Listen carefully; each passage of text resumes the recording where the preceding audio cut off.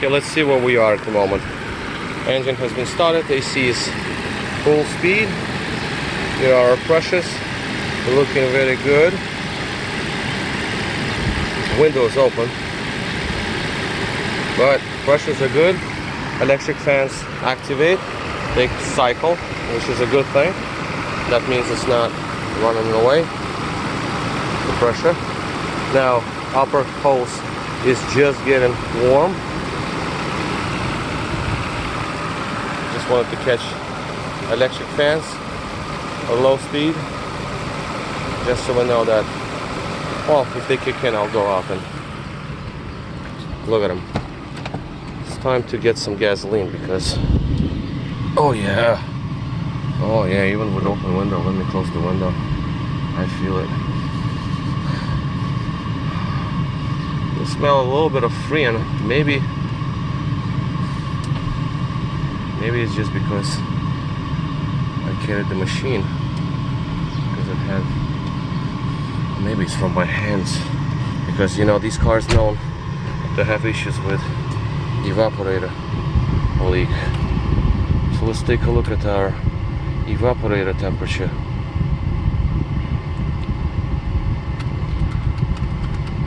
So it's at 46. If we're gonna wait, or if we're going to, let's say, lower our fan speed, temperature should go down. Once it reaches like, I believe 38, something around there, I think 38, that's when it actually shuts down the AC compressor, so it does not freeze evaporator. Operational temperature is very nice. It's, as you can see, it's 80 now, because before it would not reach 80, because thermostat was totally open, it was stuck open. And yeah, well, this is the result. I got AC, so AC compressor is good, pressures high and low also good. Okay, so now I finally got locks to work properly. Hood latches, they were so screwed up. I mean, though, I spent like hours on this. So now, as you can see, they engaged very nicely. And disengage. Let me just pull the lever, and you can hear them together, almost together. So they're set up right. Ideally, we would need the whole cable, because cable binds somewhere. It's bent over here a lot, like bad. And both locks, because you know, I just made it happen. They should be all right, but anyway. Another thing is the engine mount is flat as a pancake right down there. There's really nothing left of it. It's literally just the engine is just laying there. And I'm putting it all back together. Just wanted to show the oil leak situation. So here is our oil leak. You can see there is a leak of oil. The other side I didn't look, but this side seems to be leaking very, very badly. So, you know, there was a little bit of silicone over here, I see, but it's leaking from here too. So I don't know what's going on here. It's leaking from the valve cover gasket and the chain cover. The seals seem to be untouched. So that's what I wanted to really show here. Also a quick note, I disconnected the micro switch from the hood latch, because this thing just broke right off, and it doesn't, you know, it's a 97. I doubt somebody's gonna go and steal a coil or something, or a water pump or a fan, you know. So I disconnected that. The plug is over here, just so you know, not to be confused that something is missing.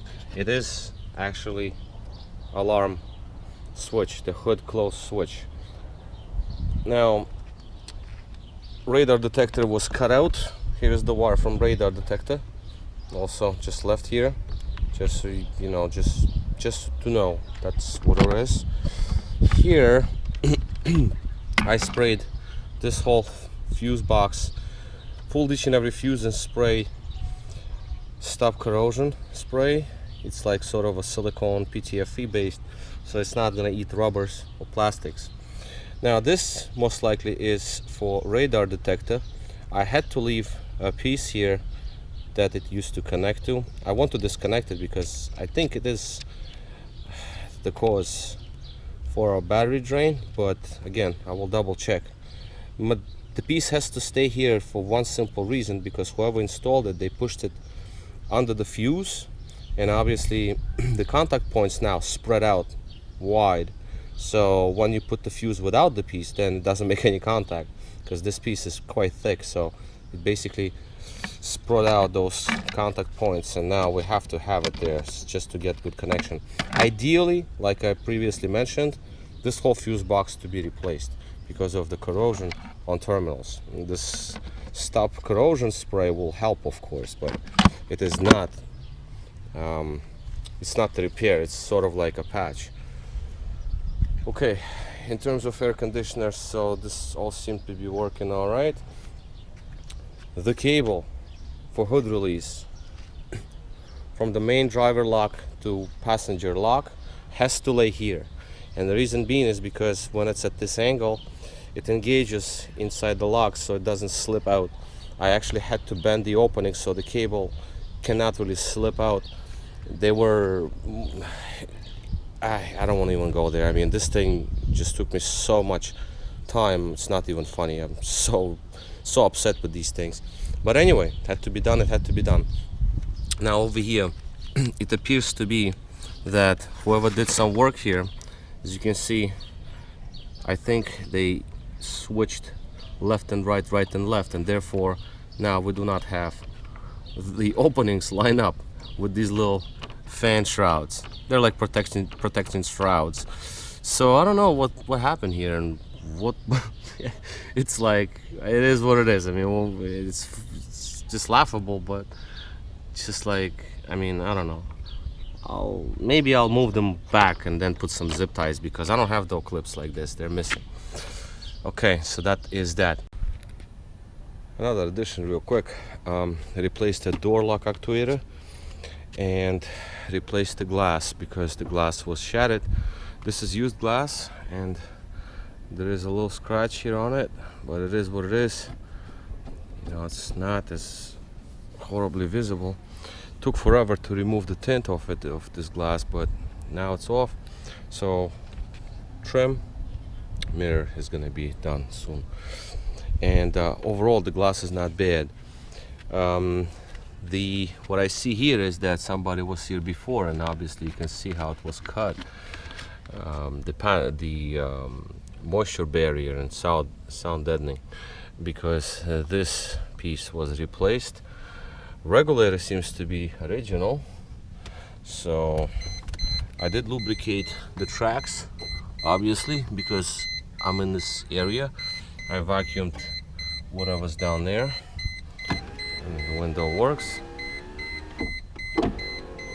That's automatic. Well, obviously it's tired because, you know, it's probably original regulator, maybe not, but who knows. I mean, I did the best I could do, you know. So that is what I wanted to show. The panel to remove, this is the clay, the trim panel. All the clips are intact, nothing's broken, so I'm going to reinstall it the same exact way. This is plastic, nothing's gonna scratch. And this is how I took off the barrier. So basically nothing is ripped, so we're going to glue it back the same exact way how it came out.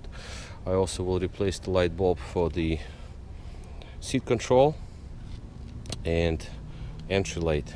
That bulb is also out. So far so good, no rust, very nice actually. It is absolutely, well, just like tiny little bit, but this is just, that's nothing in my book. The caps are all missing. They were all gunners. They're supposed to be rubber grommets over here. All these openings supposed to be covered with rubber grommets. Not the end of the world, but just saying. So okay, I'll move on with the panel. Panel came out pretty good. Again, this is all leather, so nothing is gonna scratch. Two clips, there were only two clips broken, but that's before me going in here. But other than that, actually it's pretty nice. Only one was totally broken off, not a big deal, just one. All the others are intact. So yeah, so we're good to go. All right, I'll move on. And I guess this will be all for tonight because it's like past midnight. I decided to do passenger side door lock actuator, and only that. I'm not going to lubricate anything. I'm just taking off moisture and sound barrier in this area, only that. So driver's door was totally gone. Passenger side is almost gone, but it's not working either. It's like it locks, but it does not unlock because, as you can see, there are only two tabs that hold it. The other ones, this one is okay. Well, actually there are only four. Actually, I'm counting this. I never even counted how many tabs there are, but if you look closely, I can actually split it, as you can see, easily. So this is what we're replacing. Brand new from the dealer. I happen to have one, hasn't been even opened yet. Right now I'm opening this thing up. So yeah, I'll replace it because you open the door on the driver's side, passenger door does not open, so it's just like weird. So we need to do this and that's about it. Now, clips. Obviously sail panel clip broke, it is what it is, and a couple of clips on the door broke, but it's just 1997, it's 2021 right now, so obviously nobody went in this panel. I did the best I could removing them, and only like 2 or 3 broke, which is not a bad thing. I mean, they can be reattached. I mean, I have replacement clips, I'll put them in. Cell panel situation is a little different, but I don't know. No, it seems like nobody touched this door, so that's a good thing. And I have a fix for sail panel, and I think I'm going to do it because sail panel clip, which is this piece right here, as you can see right there, it always breaks, but I have a fix for it my own way, so it's going to actually stay in place. No gluing. I'm actually going to make a clip that's going to go into the opening, and it will remain. Alright, so this is it, and I'll finish this door, put the panel back on, and go to bed. Victor here, RestoringMercedes.com. Thank you for watching.